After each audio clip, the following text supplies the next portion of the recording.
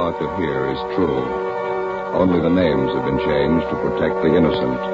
Fatima Cigarettes, best of all long cigarettes, brings you Dragnet.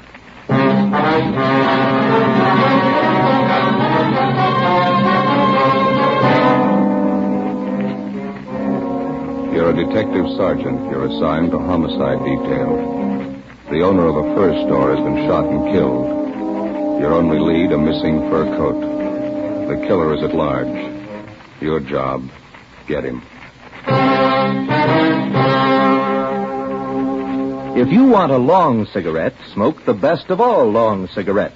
Smoke extra mild Fatima. Yes, Fatima is the king-size cigarette which contains the finest Turkish and domestic tobaccos superbly blended to make it extra mild, to give Fatima a much different, much better flavor and aroma than any other long cigarette. That's why Fatima has more than doubled its smokers coast to coast. Enjoy extra mild Fatima yourself. Best of all long cigarettes. It's wise to smoke extra mild Fatima. It's wise to smoke extra mild Fatima.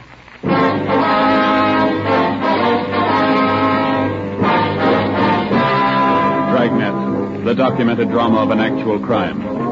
For the next 30 minutes, in cooperation with the Los Angeles Police Department, you will travel step by step on the side of the law through an actual case transcribed from official police files. From beginning to end, from crime to punishment, Dragnet is the story of your police force in action.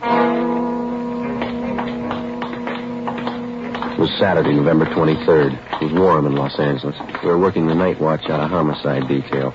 My partner's Ben Romero. Boss is Blaine Steed, captain of homicide. My name's Friday. It was 6:35 p.m. and we got to the corner of Western and Lexington. The Western Fur Shop. Hi, Brennan. Hi. What happened, Frank? The owner's been shot. Name's Albert Kreiber. Yeah? What is that? Mrs. Kreiber. Haven't been able to get anything out of her. Where's the body? In the back. Munkers is back there. Did you call the lab? Yeah. Jones on his way. Photographer and fingerprint men with him. All right, let's take a look. Nothing seems to be messed up. Back room is. It was a small shop. A couple of fur coats on dummies on one side of the store, and on the other, a tall glass case holding about 15 more. Mrs. Kreiber sat on a straight-back chair staring at the floor. We went through the curtains into the back room of the store. Sprawled out on the floor at the far end of the room was the body of a man. He had a fur coat gripped in one hand.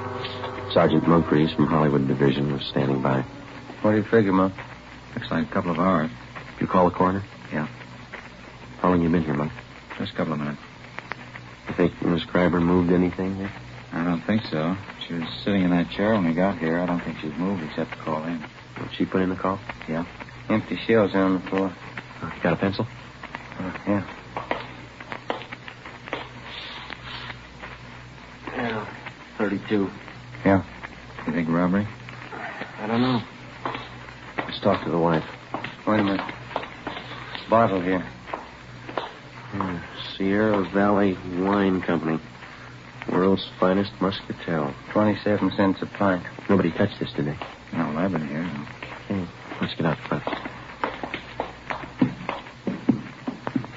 Anything in the customer files, Brennan? Not so far. You tried to talk to Miss Kreiber again? No, pretty bad. All right, let's give it a try. Miss Kreiber? I'm Sergeant Friday. This is Sergeant Romero. We'd like to talk to you if we could. We know how you must feel, but there are a few questions that we have to ask you. Did you telephone the police? We have to know how it happened, Miss Kreiber. Miss Kreiber? Mm-hmm. Can you tell us what happened? Who is it? What do you want? We're police officers. Oh, Albert. Albert's dead. Albert! Albert! Someone call the police? Miss Kreiber, we are the police. My husband's been murdered. He's dead. Albert. I better leave her.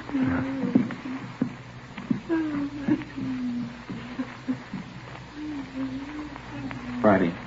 Here's something I found in the customer file. Miss Terry Shepard, 10113 Normandy, apartment 3. What about it? She took her coat out that was in storage. Took it out today. Well, we'll check her out when we're finished here. Thanks. Looks like the only hot receipt in the file. Hi, Lee. Joe, again? In the back room. What is it? Killing. Mercury's will show you. Okay. Think we ought to try the wife again? I can try.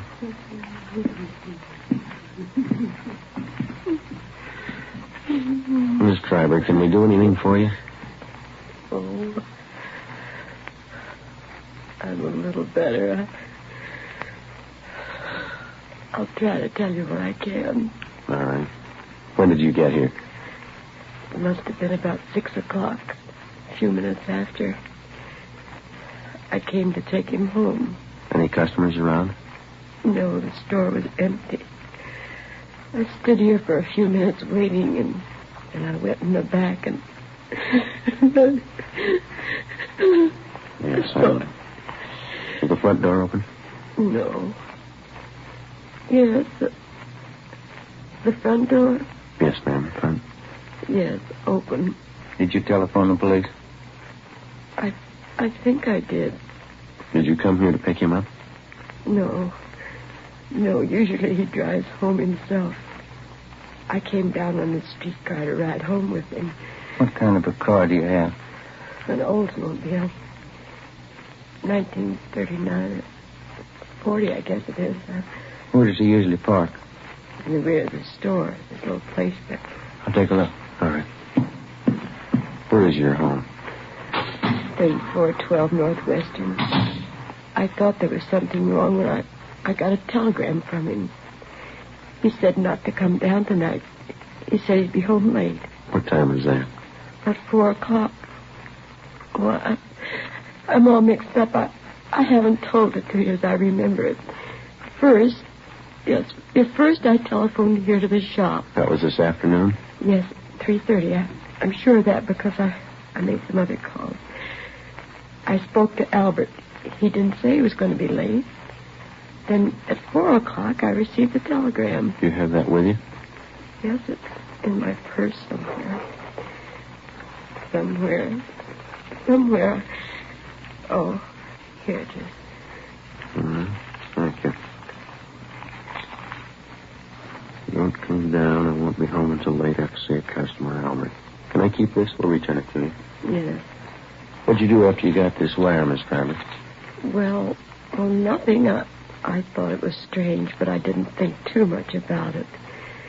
Then I started wondering why he didn't say anything over the telephone about being late. So, I came down here on the streetcar.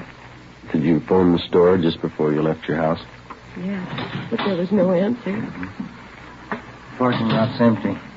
Better get out an APB on the car, huh? Miss Crabber, you said your car was a 1939 or 40 Oldsmobile, didn't you? 1940s. I remember now. What model is that? Sedan, light blue. Do you remember the license number? Well, I have it on this chain with the extra keys. Here it is, on this little tag. The veterans make these. Thank you. Joe, can I see him now? Sure. Excuse me, Miss Kramer. Do you want me to wait? I'd like to go home. We'd like you to wait for a little while, yes. Do you have any relatives living here? A niece and a nephew in Beverly Hills. Jerome Reed. They live on Cannon Drive. All right, we're calling for you. Thank you. Lee, this phone out here all right to handle? Yeah, it's been dusted. Okay. Joe, you coming in? Yeah, right away. It's pretty clear, easy to trace. Mm-hmm. I'd say he was standing over here by the curtains when he was shot. That's where the stains begin. Mm-hmm. And he must have stumbled along this glass case. You can see the smears here in the glass where he tried to grab hold of something. Yeah. And I guess he caught hold of that first coat and pulled it down on it. Mm-hmm. And he stumbled and bumped up against this coat bag. Fell through that and up against the safe. How many times has he hit? 6 empty casings on the floor. Looks like 4 through-and-through wounds. 32, huh? That's right. The wife know if anything's missing? She's in pretty bad shape. It looks to me like somebody took his wristwatch and a ring from his left hand. If he had a billfold, that's gone. No coat. All the trouser pockets are turned inside out. And what about that wine bottle? It's smeared. Can't lift a thing. Okay, thanks. Ben? Still on the phone. Okay. No. License 15 Boston. 6707. No, 707. Yeah. Driver might be on. Hang on a minute, Wallace. What? Now give that to DMV. Will you save another call? Miss Kreiber, did your husband have a wallet? Yes, brown alligator. Did he keep his identification in it? Yes. Did he carry much cash? No, just a few dollars. He was always afraid of holdups. Thank you. You want to give that to him, Ben? Yeah, okay. Hey, Wallace, suspect might have a brown alligator wallet with identification cards of Albert Kreiber. Yeah, that's C-R-I-B, Boston, B, Boston, New York. 3412 Northwestern Avenue. Yeah. Yeah, okay. Yeah, bye. Hello? Here. Yeah, Monk? Invoice from the Far North Fur Company. 3 mink coats delivered here today. I looked all around. I only found 2, 1 missing. Did you find a sales slip for the other one? No. Miss Kreiber, would you come over here, please? Yes. Where are they, Monk? Over here. All right. Over this way. Well, these are mink coats here, aren't they? Yes. It's wild mink. Albert told me he ordered them. Yes, ma'am. We found the invoice. He ordered 3. There are only 2 here. Do you know anything about any of his customers? No, I don't. I never met any of them. Oh, I remember now. Just the night before last, he called someone from home. Told her he had some minks in today and she could come in and look them over. Do you know who that was? I didn't hear any name. Miss Kreiber, do you have any idea who might have wanted to shoot your husband? No, none at all. He was friendly with everyone. Everybody liked Albert. He didn't run around. He was either working or at home. Did he drink? Not at all. No, I mean beer, a little wine, maybe? No, he never touched anything. All right, thank you. Brennan, will you see that Miss Kreiber gets to her nephews? Right away. Thank you. Might as well go, Ben. Yeah. We can talk to some of the neighbors. 6 shots fired. Wonder why nobody heard him. Pretty heavy traffic outside, huh? Somebody wanted a mink coat pretty bad. Coat like that costs quite a bit, doesn't it? This one's going to come a little high. Yeah.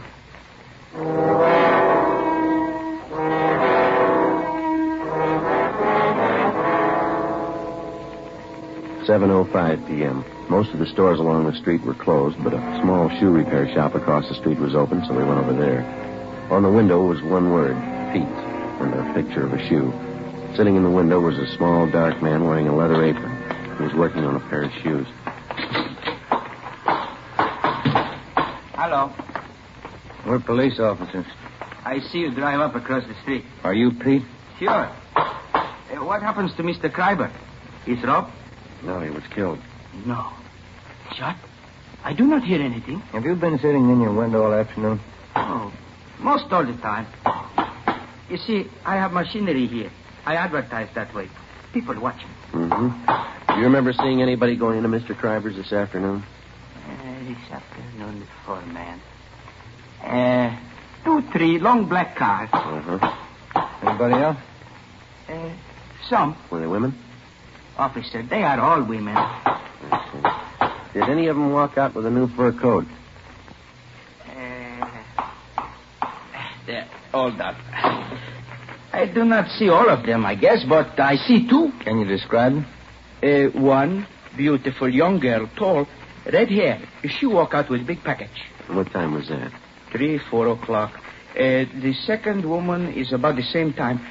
Funny thing. I do not see the bottle, but Benny from liquor store on corner tell me the second one, the blonde. She buys bottle of wine. Did he tell you what kind? No.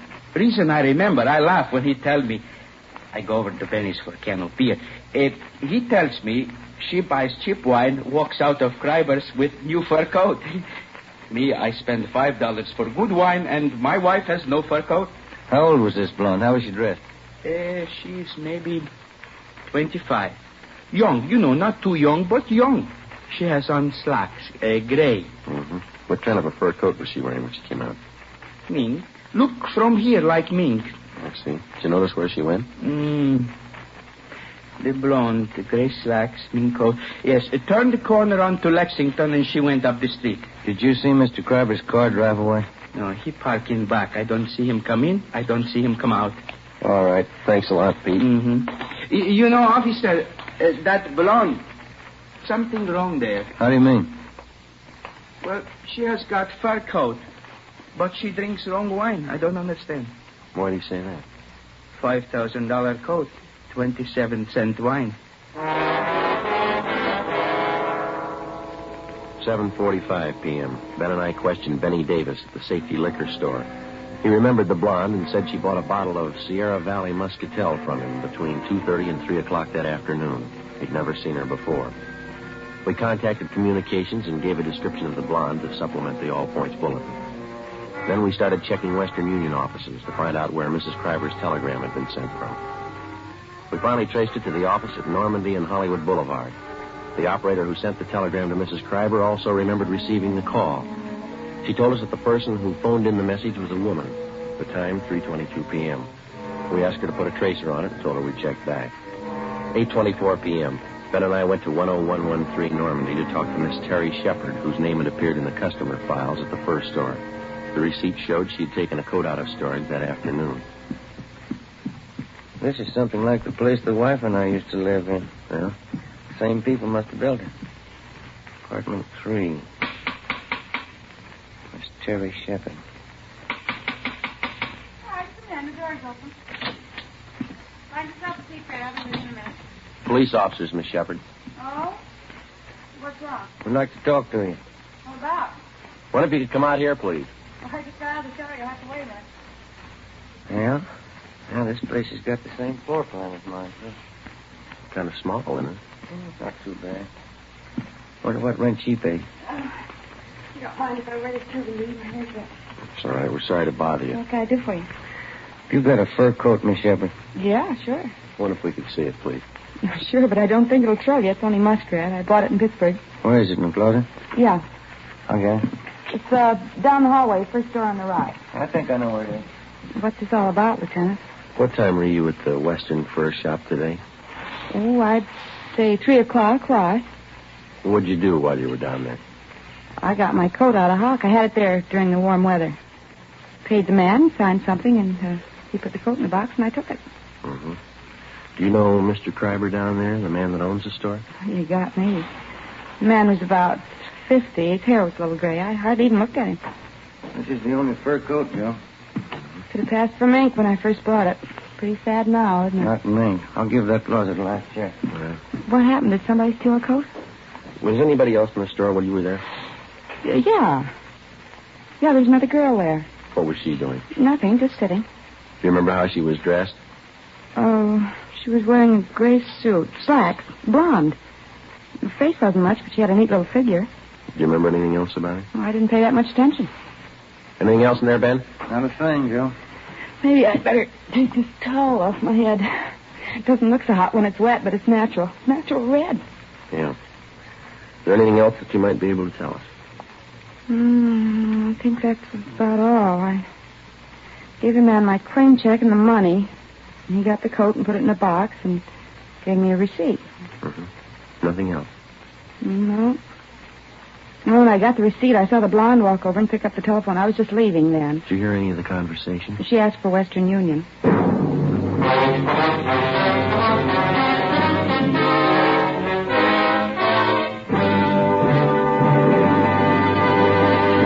You are listening to Dragnet, the case history of a police investigation presented in the public interest by Fatima Cigarettes.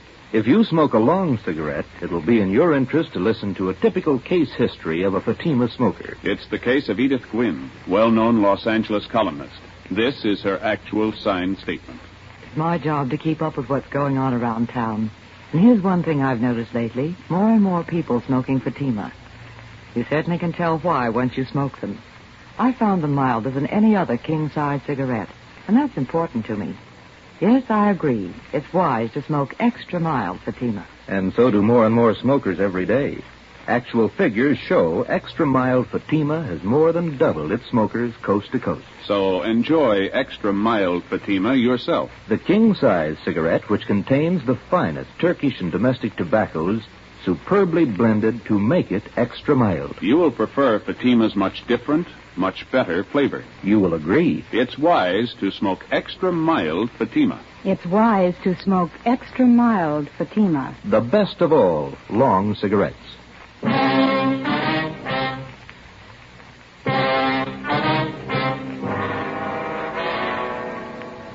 Sunday, November 24th, 9 a.m. Ben and I contacted the owners of all the shops in the vicinity, but none of them saw or heard anything at the time of the shooting.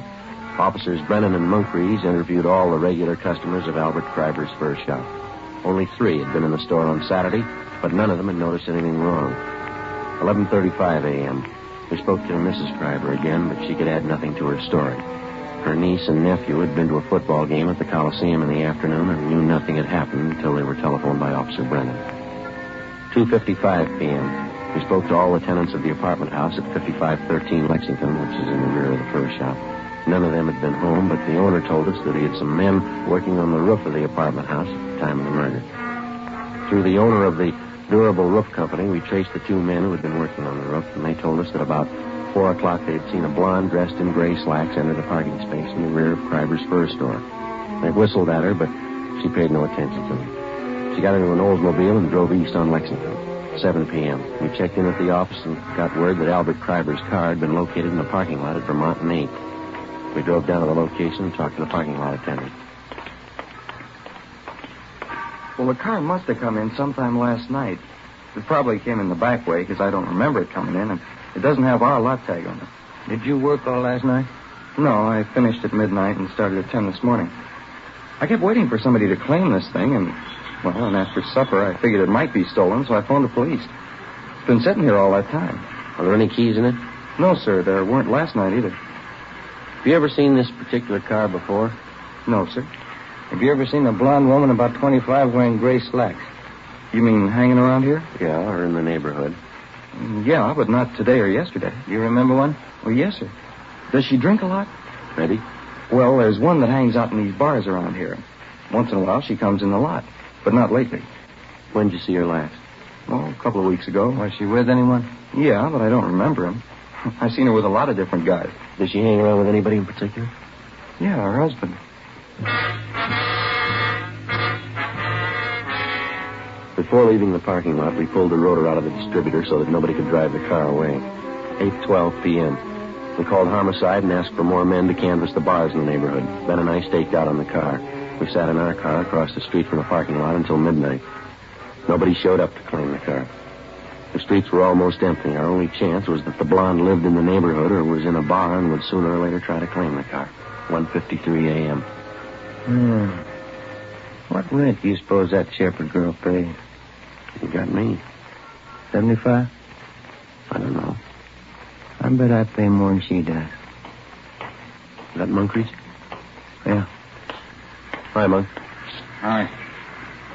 Take a look up the street. See that couple? Where? Coming this way. Blonde, gray slacks, fur coat. She's pretty drunk.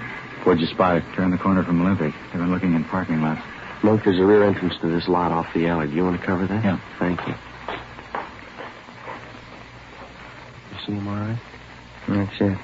When they walk under that light. Yeah. Pretty drunk. Looks like the same kind of coat, isn't it? Yeah.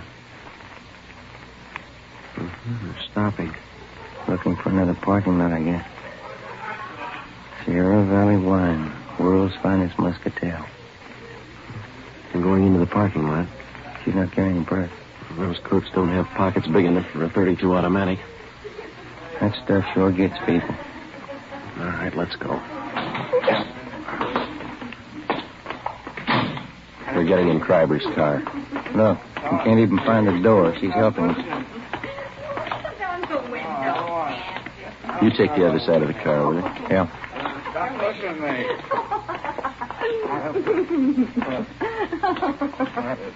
Who are you? Police officers. Can I see your driver's license, please? I ain't got a driver's license. Hey, what's going on? What's your name? Betty Moore, what's it to you? The registration slip on the steering column says Albert Kreiber. Hey, the matter with this car, anyway? Who's Albert Crabber? Oh, I know who he is. This guy here. Who's this man? Let's say. He's a friend. That satisfy you? Lots. What do you want him there for? Let me have those keys. Hey, Here you are, Ben. How about going home? there's nothing in there. Here's a purse. Give me that. And keep your hands in the wheel. Gun, 32. His. It's empty anyway. There's nothing wrong in that. Do you have a permit to carry it? Yeah, I got a permit. Can I see it? I lost it. Give me those You keys. keep your hands on that wheel. Here's a wallet, identification cards, Albert Crabber. Where'd you get these? I don't know. The man's watch, Albert Crabber engraved on the back.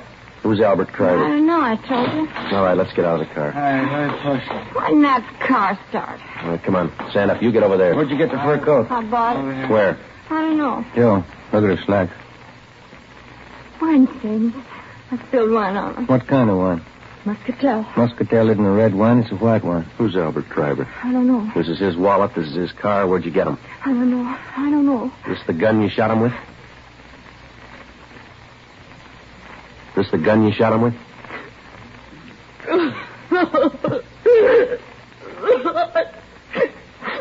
I was going out with him. He said he'd give me a fur coat. He promised me a watch, and he never gave me one. And then we sent a telegram to his wife and everything. He gave me a fur coat and take me out. He backed out of me. So you shot him. Sure I did. He promised me the coat. He said I could have any coat in the shop. He promised me. What are you crying for? You got the coat.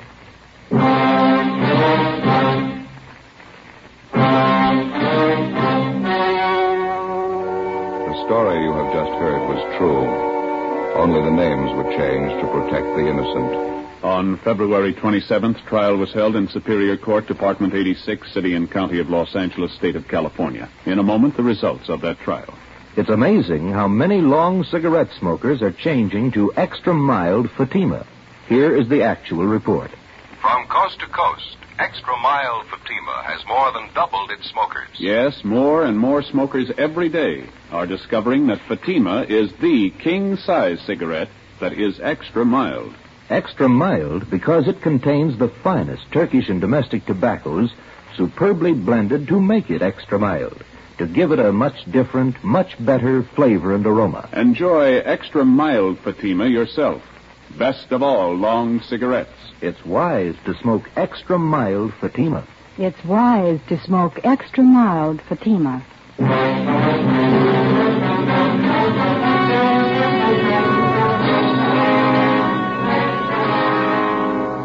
Betty Moore was tried and convicted of second-degree murder and received sentence as prescribed by law. She is now serving her term in the state penitentiary at Tehachapi.